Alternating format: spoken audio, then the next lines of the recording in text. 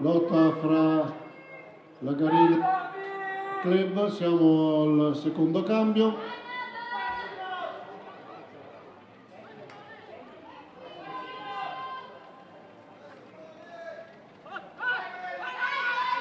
Ed è l'Athletic Club che cambia in vantaggio. Tiro incertissimo fra Athletic Club e la Garina Trustin, 42-23 il tempo ufficioso, e questa era l'ultima gara della giornata. Ci restano ancora alcune premiazioni.